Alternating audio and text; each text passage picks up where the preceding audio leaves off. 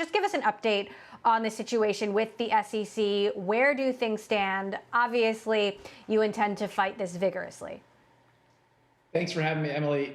Indeed, we do intend to fight it vigorously. From our point of view, what has happened here isn't really just a lawsuit against Ripple. It's really against the crypto industry at large. As you know, and as you and I have talked about on this show, the U.S. has been a laggard in providing regulatory clarity so that investors know how to best invest and entrepreneurs can build companies and hire people.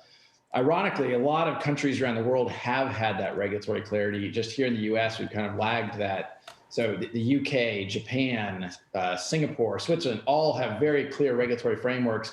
And actually, ironically, on the topic of the lawsuit the SEC has brought against Ripple, the only country on the planet that has viewed XRP as a security is the United States SEC in bringing that lawsuit. So is there a chance of a settlement? And what happens if you lose? So look, I'm hopeful that as a new administration comes into the SEC, there's an opportunity to revisit some of those conversations. As you may know and may recall, Jay Clayton, as the chair of the SEC, the day before he left office, he brought this lawsuit against Ripple and against me personally, against Chris Larson personally. And we don't think that made a lot of sense, given that XRP had been trading in the marketplace for 8 years. Literally nearly $1 trillion of XRP has traded out there. And so to do that the day before he leaves his position, right a couple days before Christmas, I think was misguided. And as Mary Jo White, the former head of the SEC, has said publicly that she views this as a dead wrong, and the SEC is dead wrong on this decision. I'm hopeful with Gary Gensler, the new chair, likely new chair of the SEC, likely to be confirmed here in a couple of weeks.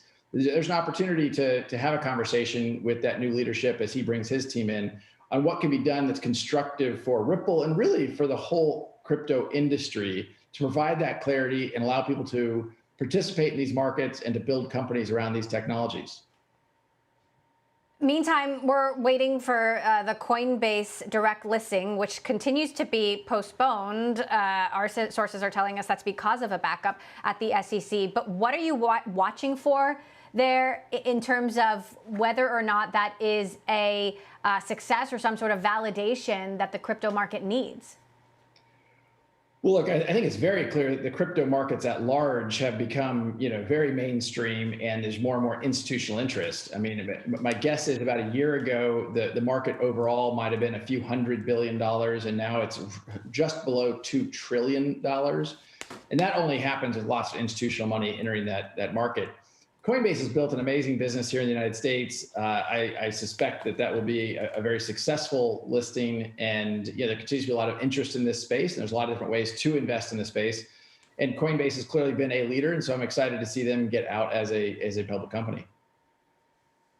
Meantime, I spoke with the CEO of Kraken yesterday, Jesse Powell, smaller crypto exchange, much smaller than Coinbase. But take a listen to what he had to say about price. I think I said Bitcoin's going to infinity, and that's kind of hard to comprehend because I'm measuring it in terms of dollars, and it might be easier to understand it if we measure it, like in terms of Teslas, right? Like now 1 Bitcoin for 1 Model 3, or, probably by the end of the year, I think it'll be 1 Bitcoin per Lambo, and probably by the end of next year, it'll be 1 Bitcoin per Bugatti. So, I think that to me and to the crypto community, I think those kinds of assets make it easier to measure Bitcoin against because you never know where the dollar is going to be. 1 Bitcoin per Lambo, 1 Bitcoin per Bugatti. Where do you think it's going, Brad?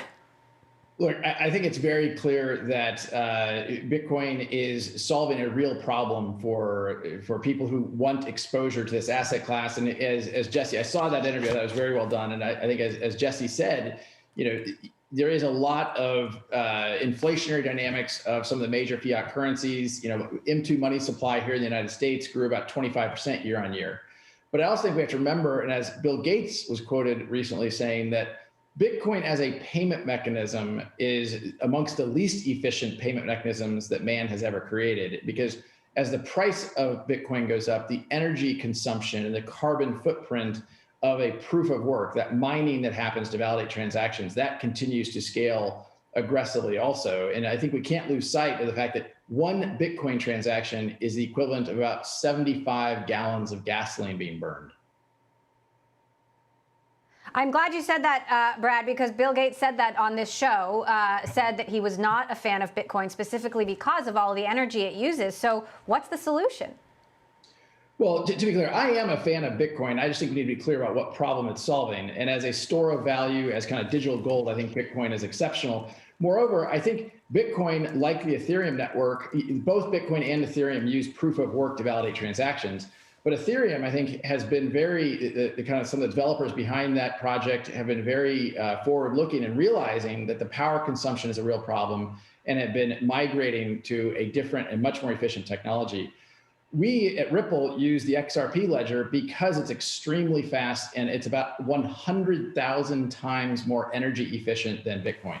So in that context, it works really well for payments. And the reason why we've had so much success gaining customers and continue to scale our business, even in the face of this SEC lawsuit, has been because it works. It solves a real problem, it scales well, and the cost efficiencies are very real. SRO, so you have a range clear to launch. And CDR. CDR and entire crew is go. Enjoy the ride, pal.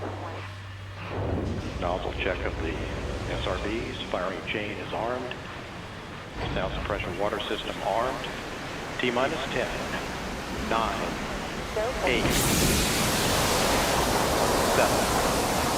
6, 5, 4,